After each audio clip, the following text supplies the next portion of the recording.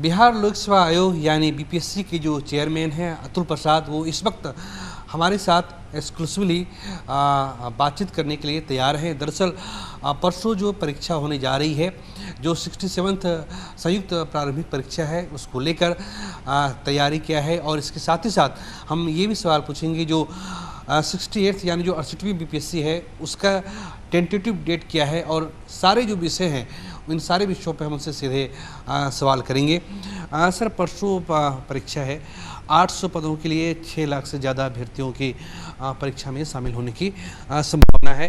Sir, हम ये जानना चाहते हैं और दर्शक भी ये जानना चाहते हैं कि परसों की जो परीक्षा है उसमें कितने परीक्षा केंद्र बनाए गए हैं और उसको लेकर क्या तैयारियाँ हैं आपकी? परसों परीक्षा जो है उसमें करीब 1153 केंद्र हैं, एग्जामिनेशन सेंटर्स हैं, सभी डिस्ट्रिक्ट्स में हैं, और इसके लिए पूरी तैयारी हो चुकी है और हम लोग तैयार हैं। सारी व्यवस्था जैसे मैंने पहले भी बताया था, अभ्यर्थियों के लिए बहुत आवश्यक है कि वो 11 बजे तक निश्चित रूप से वो अपने अपना स्थान ग्रहण कर लेंगे। बेशक वो आधा घंटा पहले, 45 मिनट पहले आ जाके बैठ जाएं, लेकिन 11 बजे से 1 मिनट भी देरी स्वीकार्य नहीं होगा, उनकी एंट्री बंद रहेगा और हमारा सारा काम उसमें चलेगा। हमारी सारी जो तैयारियां हैं वो पूरी हैं और 2 दिन के बाद परीक्षा हो जाएगा। सभी अभ्यर्थियों को शुभकामनाएं कि वो बेहतर प्रदर्शन करें, स्वच्छ परीक्षा दें। हमें उम्मीद है कि ये हम लोग सफलतापूर्वक इसको हासिल कर लेंगे।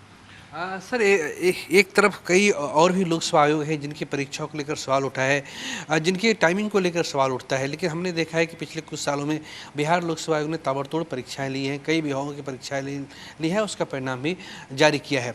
जब 67th बीपीएससी की पूरी प्रक्रिया पूरी हो जाएगी तब लोगों की नज़र होगी 68th।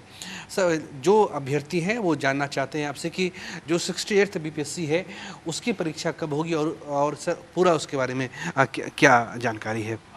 इस बार हम लोगों ने जितना भी हमारे यहाँ पेंडिंग था, कई विषयों के, लेक्चरर्स के, असिस्टेंट प्रोफेसर्स के, ऑडिटर्स के, जितने भी हमारे जो पेंडिंग थे उन सब का हम लोगों ने कैलेंडर बना लिया है और हम उस कैलेंडर के हिसाब से काम कर रहे हैं। वो कैलेंडर हमारे वेबसाइट पर भी है। उसी में हमने 68th का भी हम लोगों ने एक डेट अपना टेंटेटिव रखा है। वो 8 जनवरी 2023 को हम लोग करना चाहेंगे। उसकी अभी पूरी वैकेंसी नहीं आई है, लेकिन हमें उम्मीद है कि उसके पहले हमारे वैकेंसीज आ जाएंगे और हम लोग इसको तैयारी कर रहे हैं। और पहले से इसको कैलेंडर बताने का पर्पस यही है कि एक तो दूसरे या यूपीएससी या दूसरे स्टेट के भी जो सर्विस कमीशन हैं उनके तिथियों से क्लैश न हो, और कैंडिडेट्स को भी ज़्यादा समय मिल जाए अपनी तैयारी करने के लिए।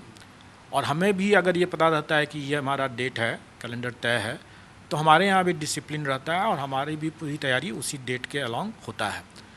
तो मैं समझता हूँ कि ये कैलेंडर अगर लोग देखें और उसके हिसाब से अपनी तैयारी करें, और हमारा आयोग भी उसी के हिसाब से तैयारी कर रहा है। सर, अभी एक आपसे जब चर्चा हो रही थी तो आप कह रहे थे कोई मीटिंग हॉल आपने बनाया, यहाँ पे तैयार किया गया है, जो ओएमआर शीट यहाँ पे आएगी परीक्षा केंद्रों से, तो उसकी सर निगरानी हो पाएगी मीटिंग हॉल के जरिए। सर, वो पूरा किया है?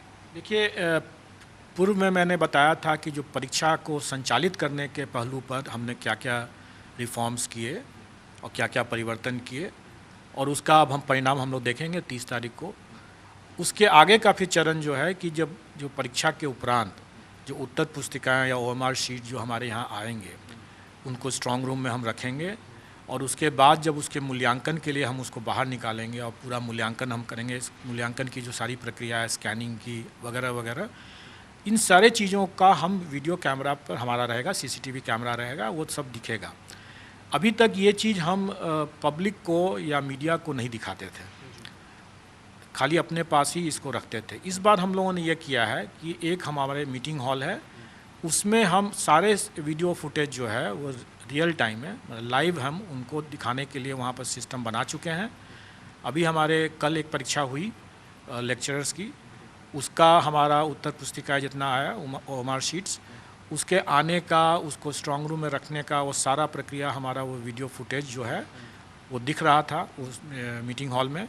मीडिया के लोगों से अनुरोध है कि वो आएँ, आमंत्रित हैं उनका, वो आमंत्रित हैं और वो आएँ, आकर के देखें, उनको भी कॉन्फिडेंस होगा हमें भी कॉन्फिडेंस होगा कि पारदर्शिता बढ़ती जा रही है और अभ्यर्थियों को भी ये कॉन्फिडेंस होगा कि उनके उत्तर पुस्तिकाओं को हम लोगों ने कैसे स्ट्रांग रूम में सुरक्षित रखा और कैसे हम उसको इवैल्यूएशन कर रहे हैं, उसका मूल्यांकन कर रहे हैं, सबके नज़र के सामने वो होगा, तो इससे उनका भी कॉन्फिडेंस बढ़ेगा।